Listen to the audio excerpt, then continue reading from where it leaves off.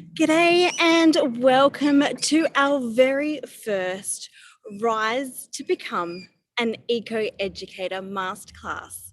So today we are doing it live out in I wouldn't quite say the bushland, we're out in suburbia because we are having to keep an eye on our bandwidth and our internet reception and stuff as well. But it is going to be a really great test because Happy Bush Kids Academy is actually going on tour at the end of the year. So we're taking this opportunity to sort of, get all of our equipment ready to go. So I really thank you for either being here now or being on the replay and watching us. But there are a few things that I wanted to cover that sort of do come into play when you are doing a live presentation out in the great outdoors, right? Especially suburbia. So a few things that you may notice, and it's really good because being an eco-educator is all about working with the elements. So you may find as you're listening to this, you may notice the wind sort of, crackling onto the microphone, or you may notice the background noise of traffic or aeroplanes or sirens or whatever it may be. But again, being an outdoor workshop, please keep that in mind. And yeah, like I said, it's all about the elements, but we take the good with the bad and the current the current climate with obviously our ideal inner knowing from the past as well. So let's get on into it, shall we? I'm going to start sharing my screen with you all now, and we'll get on into it. Okay, so like I said, this is the very first Rise to Become an Eco-Educator Masterclass. So let's go over some of the content that we're looking at today.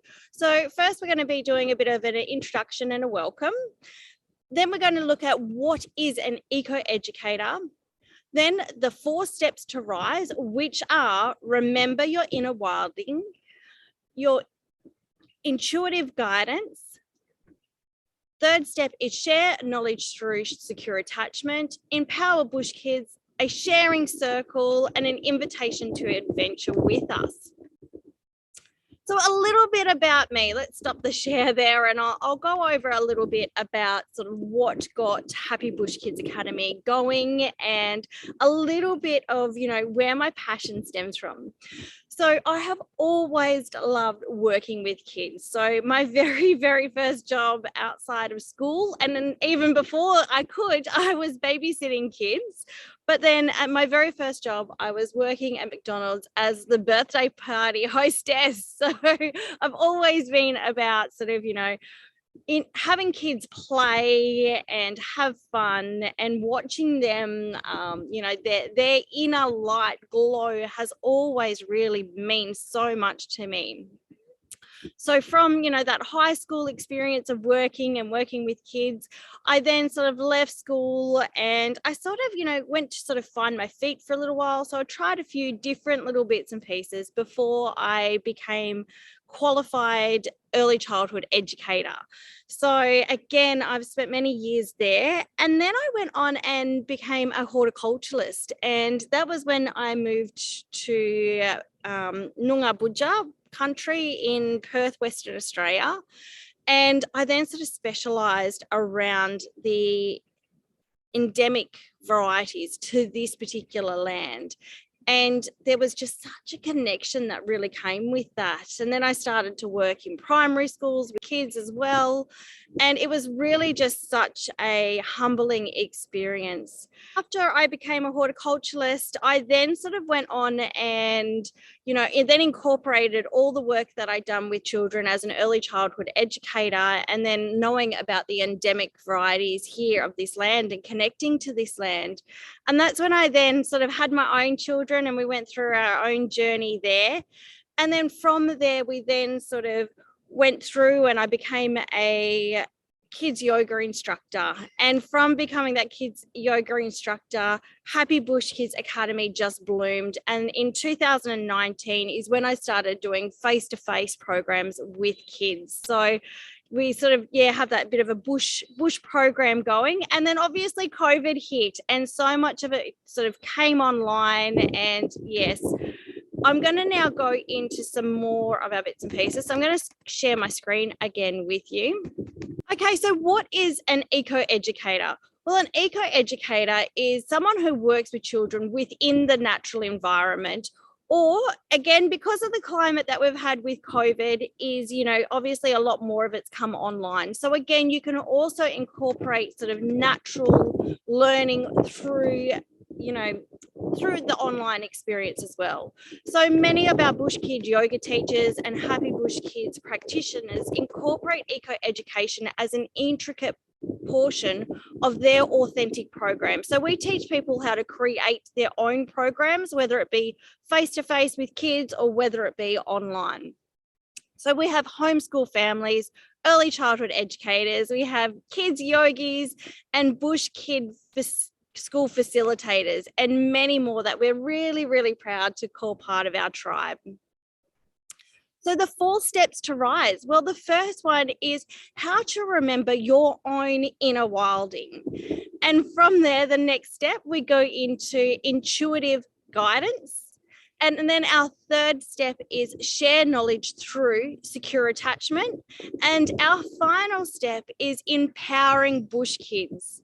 So let's get on into it, shall we? So let's start off with our inner wilding. Now, if you just grab, have you got a pen and paper available there with you? Lovely. Okay, what we're going to do is we're going to go through a little bit of a guided meditation. If you just make yourself comfortable, close your eyes. Notice your breath. Imagine that you have on a magic backpack on your back that holds all the resources that you need to keep you safe in this journey. It will also hold on to all these memories for you to emerge your inner wilding. And you can be able to do that anytime, anywhere from now on. This magic backpack is a connection between your conscious and your unconscious mind. Now, take yourself back to when you were a child, playing in the outdoor natural environment. Connect in with your breath. Breathe in, breathe out. Now, through your imagination, look around and take in every little detail of the landscape around you. Listen to the sounds around you.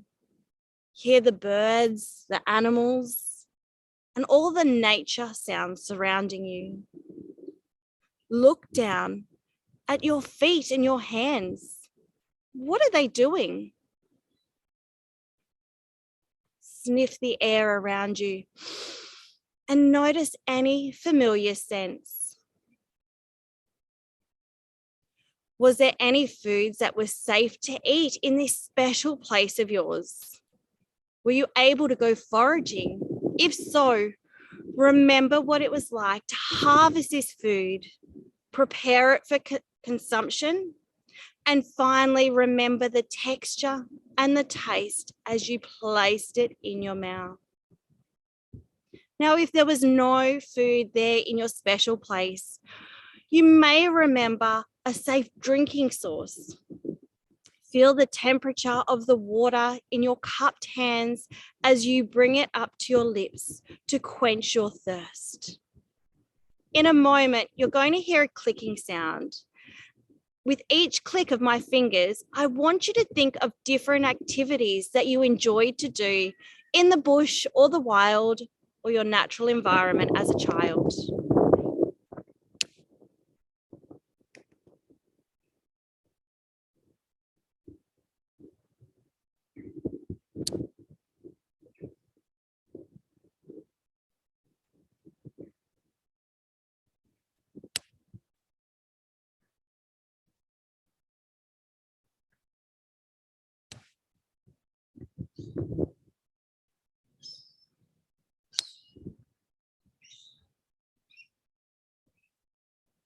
Lovely. Now, with everything that you have connected with on today's journey, I wonder if you can give your own inner wilding their own unique name.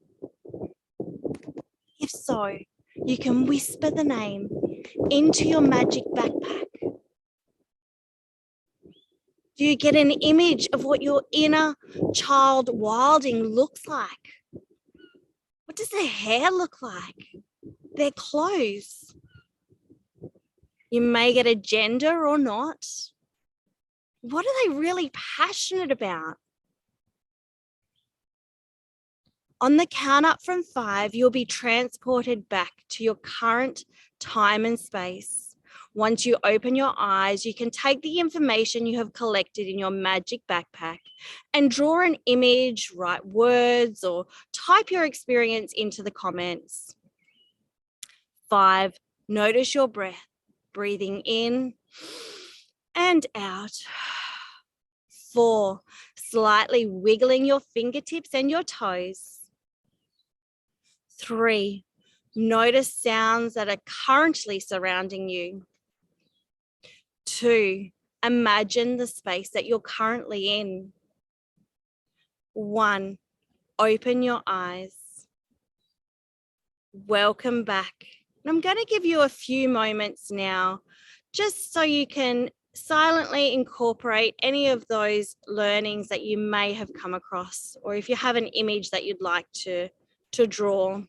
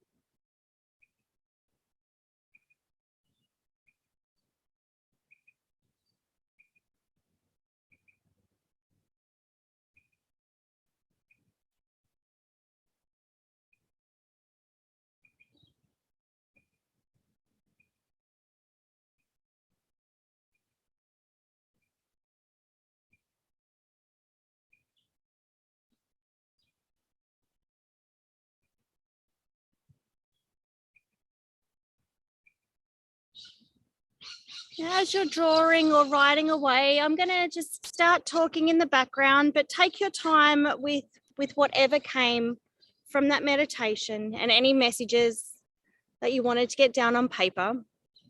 So the second step in the rise, like how to rise, it is the intuitive guidance.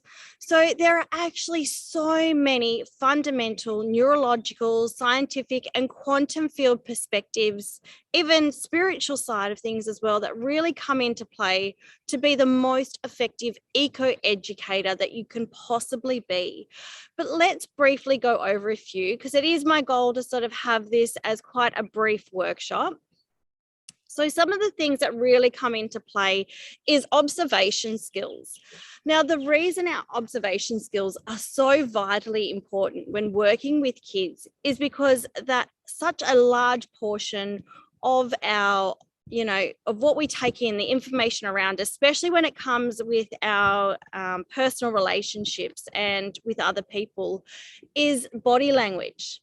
So the biggest chunk of body language can really give us some clues. And I say the word clues because often when we're looking at any language, actually, body language, tone of voice, any of this sort of stuff, it really comes from a place of often your mind reading. You can see some things, you can come to some assumptions and some judgments of what you think may be going on. And often those generalizations do give you really good clues. So that is why I do say clues, because again, the specifics, you really need to then dive deeper. But this is where that really intuitive guidance comes into play when working with kids, is to be observant and to watch what they're doing. The other thing is as well is to really notice the words that they're using. So often I found working with kids more in the sort of traditional sort of mainstream style of education is you'll have kids saying, I can't do it and things like that, or I'm no good at this, or, you know, like that sort of language. And again, by noticing those words that they're using, you're going to be able to sort of tap into those belief systems they have. And those belief systems are so important to know, because as we go through this sort of the rise steps here, we will see how they'll become so important. The next thing to also keep in mind is to observe the child behavior. And then also with child behavior, there's a lot to that, as in, you know, you really need to have a good understanding of child development. Now, this isn't like, again, the standard mainstream school of child development where you're wanting to take notes to sort of see if there's a label that you can attach to a child. But what it is so you can support the individual child the best you can. And it also sort of gives you a guide on, like their passions and their interests and things like this as well. But I find personally, the biggest thing that I find really helpful when it comes to child development knowledge is that it curbs my own expectations. So often, you know, as adults, we can kind of easily forget what the standards are for different children and different age groups. So often, you know, say for a 2-year-old or a 4-year-old, we might be there getting frustrated. Oh, why are they not having any impulse control at the moment?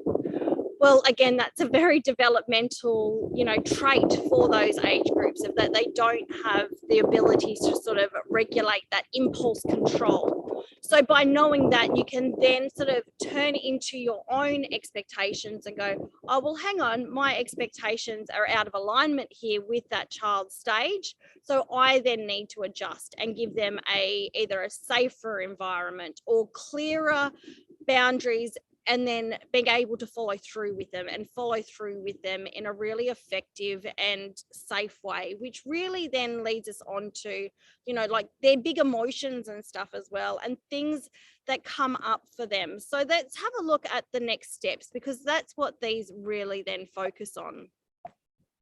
Sharing your own information through secure attachments. So everyone comes with, you know, every adult comes with their own set of skills, and they come with their own experiences and their own belief systems. So as an eco-educator, we do want to be sharing our knowledge with these kids, but we want to be doing it with secure attachment. So for those of you who are not familiar with this term, it is very widely used even within, say, the circle of security. So if you're familiar with the circle of security, it's all about sort of allowing kids to sort of, you know, have their safe, secure person. So say if you're doing a bush kinder program and it's a drop-off program, so their parent isn't there, and, you know, they can't sort of run to their parent for that secure attachment. Well, as eco-educators and taking on the responsibility of those children within that time, you then need to sort of fulfill that role. And again, I really feel for mainstream teachers, because, you know, often, you know, the classrooms are so full, like, you know, ratios of say 1:20 or 1:30. Look, it really just makes it really difficult to be able to do, you know, as much as we would like to do. I know so many passionate, beautiful educators that are like, oh, these are my goals and I'd love to be able to do this. But then they've also then got these extra demands, you know, through that system of, you know, they've got this checklist of things they need to check off. And then that becomes, you know, such an overwhelming, stressful environment for them, that all of a sudden our own inner child, our own inner wilding is no longer being fulfilled. And that cup for our little inner child is then struggling. So then, you know, our coping skills or lack of them, or, you know, our emotional regulation isn't there. So this is where, you know, taking care of yourself, allowing kids to have a safe place that they can explore their own emotions, and also taking risks and know their own capabilities, and that they can go out of their comfort zone just a little and just push themselves that little bit more, but they have that safety net to sort of go explore, but have someone safe to always come back to. So it is really, really important. And then our final step in the RISE acronym is the Empower Bush Kids. So effective, this is what we're talking about before, about sort of nurturing that communication. So, if you're noticing, the body language or the behaviors, or, this is where we dig deeper. So, we're obviously then, meeting the child where they are at their developmental stage for the language that we're using with them, and finding ways to engage them. So you might have a child that is not very verbal at all. And this could be just their unique selves, and it could be at any age. But this is where we can then find other ways to sort of communicate with them. So we can communicate through play. So again, if we're looking outside of like the bush kinder style of things, looking for the resources that we have around it. So sticks, for example, sticks is a fantastic one, isn't it? I don't know many kids or adults, even myself, I'm a pretty good one for that too, out bush, picking up a stick and turning it into, us adults don't have very good imaginations. It usually turns into a walking stick, I find. But you watch the kids and, it can be swords, it can be guns, it can be, oh gosh, the list really goes on. But using what's around us, not taking from the alive trees, but always sort of, asking the land for permission to utilize those resources around you. So you can see here we have this young lady who's, again, got the bow and arrow, and then able to sort of utilize the tools around her then to sort of be able to sort of communicate what's going on. So whether it be those, big feelings that are just too big to contain within that physical body, and it's showing through behavior, then we can then dig deeper and find ways around it to be able to empower them.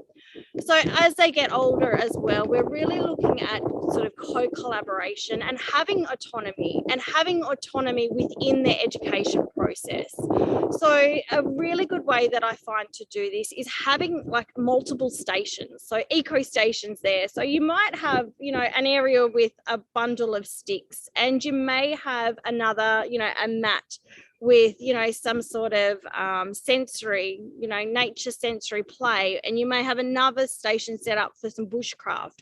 So by having sort of 3 options, you're then sort of giving them that autonomy to be able to go, oh, well, I don't want to do that, or I don't want to join in the guided activity or teaching part that you have, that the teacher is actually there sort of doing. They have options to go off and choose other things and to be in control of their own learning and their own environment. For myself and in my situation, so I've got 2 boys. I have a 7-year-old boy and a 4-year-old. So they're sort of coming up to their birthdays at the end of the year, so getting closer to 8 and 5. But again, as most of your kids, if you've got more than one, or they tend to be a little bit chalk and cheese. So my eldest, again, all gone through the mainstream system, which is his choice, his autonomy, like I said, about giving them choice, and that's where he wants to be. But again, we found that because he doesn't fit in that box of ticking off everything developmentally, and again, they go straight for the labels to make it easier in the classroom, which again I do understand, but there's also obviously funding and all sorts of things that are also motivations behind that. And what I found is that the secure attachment side of things wasn't there with one of his teachers in particular.